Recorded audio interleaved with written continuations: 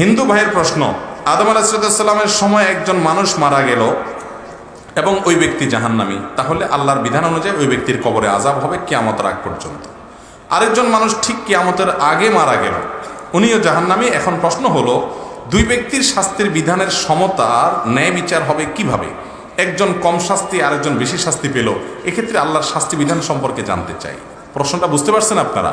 সুন্দর প্রশ্ন। যে আদম আলাইহিস সালামের সময়কার কোনো মানুষ বেঈমান হয়ে মারা গেল, সে জাহান্নামে গেল, হাজার হাজার বছর সে কবরের আযাব ভোগ করতেছে।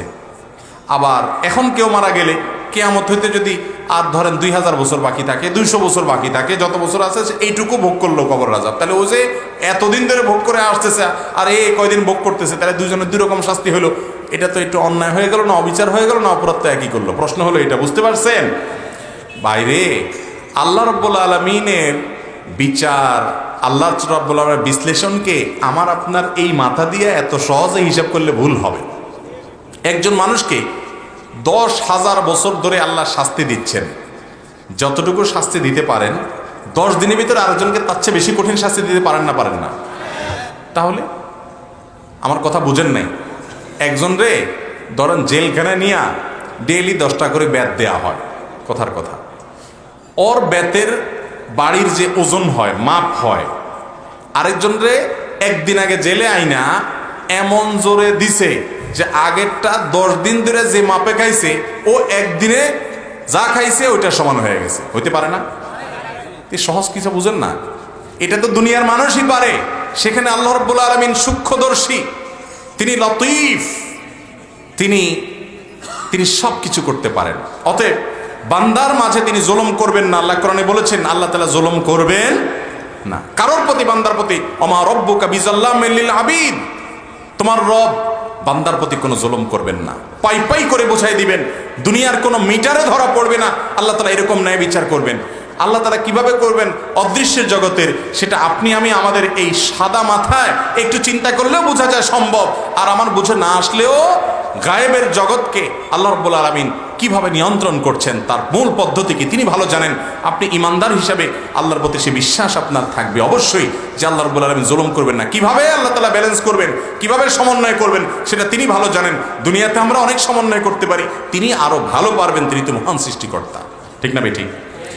আমাদের মসজিদে 5 ওয়াক্ত সালাতের পর সম্মিলিত মোনাজাত প্রচলিত আছে। এখন আমি তাদের সাথে মোনাজাত করব নাকি উঠে চলে আসব?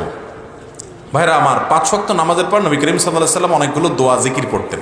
আপনি সে দোয়া জিকির করবেন।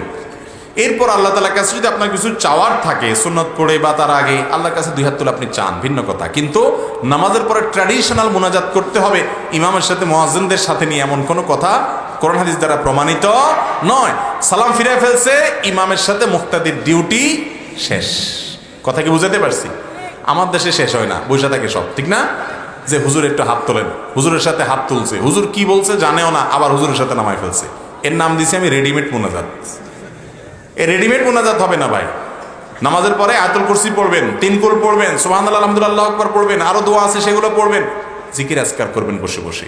ওই সম্মিলিত মোনাজাত, এটাকে আমাদের দেশে যেইভাবে আমরা আজকে বানিয়ে নিয়েছি, নবী করিম সাল্লাল্লাহু আলাইহি সাল্লাম নামাজের পরে হাজার হাজার বার ইমামতি করেছেন। তিনি 2-4 বারও যদি সাহাবীদেরকে নিয়ে এরকম ট্র্যাডিশন আমাদের মতো এরকম সবাইকে নিয়ে হাত তোলা নামানো করতেন, তাহলে হাদিসে অবশ্যই সেটা আসতো। অথচ এরকম কোনো হাদিস পাওয়া যায় না।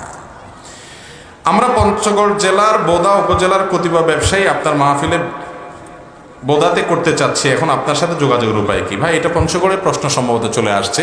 কালকে ছিল মাহফিল, আবার আজকেও কিছু ভাই আসছেন। আমরা ওয়াজ মাহফিলের দাওয়াত নেই না, আর এখন শেষ। আমাদের অনেক আগে নেওয়া হয়েছে, যেগুলো আগে নেওয়া হয়েছে সেগুলো এখন করা হচ্ছে, নতুন করে কোনো মাহফিল আমরা নিচ্ছি না। এবং আমরা আসলে ওইভাবে প্রফেশনাল বক্তাও না, দেখছেন সুর টুর নাই, কিছু নাই। তারপর আপনারা কি বুঝে বসে আছেন আল্লাহ ভালো জানে। তো যাই হোক, এই জন্য ওই রকম মাহফিল করার সুযোগ আসলে আমাদের নাই। যতটুকু সুযোগ আছে ততটুকু আমরা করছি। একটা জেলাতে 1-2টা মাহফিল হলো যথেষ্ট। একটা জেলায় অনেকগুলো মাহফিল ঘুরে ঘুরে করার মতো সময় আমার হাতে নাই। আলহামদুলিল্লাহ অনেক ভাইরা আছেন, তাদের সুযোগ আছে, সময় আছে, তাদেরকে দাওয়াত দিবেন। আমার আর এই বছর বলতে একবার রমজান পর্যন্ত আর কোনো মাহফিলের দাওয়াত নেওয়ার সুযোগ নাই।